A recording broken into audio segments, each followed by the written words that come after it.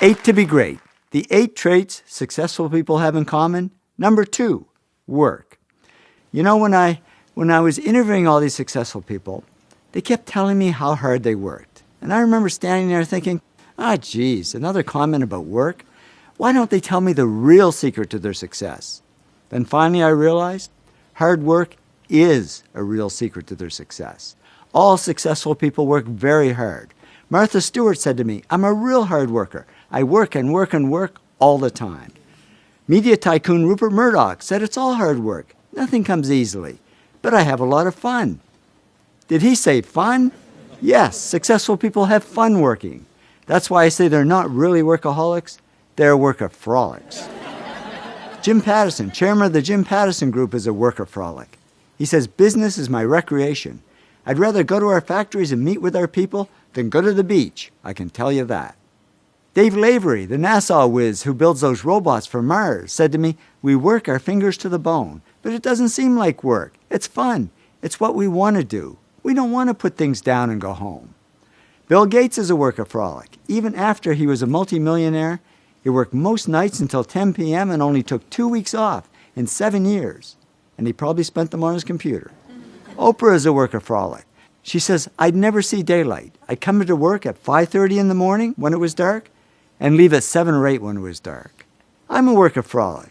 And over the years, I've gone through many days and even weeks without much sleep just because I was having so much fun. And I got to admit, at times like that, you say to yourself, am I the only one working this hard?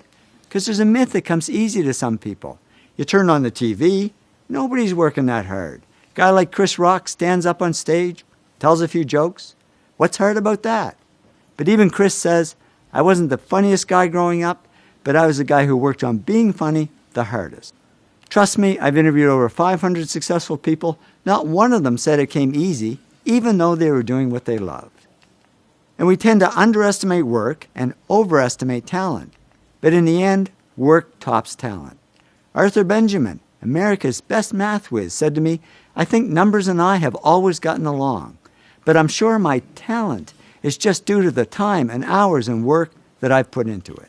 Many talented people don't achieve as much success as they could, unfortunately, because they sit back on their talent and never learn to work hard. That's what happened to Michael Jordan when he first started playing basketball. He had the talent, but he wasn't putting in the work, and the coach actually cut him from the high school basketball team. Boy, that was a wake-up call. He says, I was very disappointed. I started working on my game the day after I was cut. And he soon became the hardest working player in basketball, who made fun of the other players who weren't working hard. And that hard work is what made him the greatest basketball player of all time. So I'd say the real gift isn't talent, it's the ability to work hard.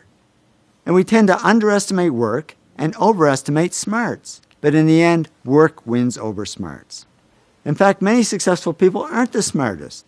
They just work the hardest. Francois Parenteau, who Business Week called the top independent analyst on Wall Street, said to me, I'm certainly not that smart. I can't even remember my own zip code. But he also says, work is a big part of my life. I think about investments pretty much 24 hours a day, 7 days a week. Nez Hallett III is CEO of Smart Wireless. And I thought that's ironic, because he told me he's not that smart. He says, I graduated from high school with a C average and college with a C- average. But now the smart PhDs are reporting to him. How did he do it? He said, if you're going to be successful at anything, the key thing is to work hard. I'm not smart. As proof, here's my actual 12th grade report card. It was the only one my parents ever kept. Don't ask me why they kept it. It's nothing to brag about. As you can see, I was a C student, not an A student. I don't think I'd even make it into college these days. So how did I achieve some success and wealth? I just worked hard, many 60 to 80-hour weeks. And now I know I'm not alone. Thomas Stanley studied hundreds of millionaires, and he discovered most millionaires weren't A students, didn't score high on tests, and teachers didn't think they'd ever succeed. But they did succeed because they worked hard. So the good news is, if you're not the smartest, if you're a C student, not an A student, the really good news is you can still succeed. Because the word success has 2 C's and no A's. You can still succeed as long as you work hard. And what if you are smart? Well, I'm sorry, there's absolutely no hope for you. Because many smart people don't achieve as much success as they could, unfortunately, because they rest on their smarts and never learn to work hard. Yong Kim, president of Lucent Technology, says people who are the smartest sometimes don't realize their full potential because things get too easy, so they don't push themselves hard.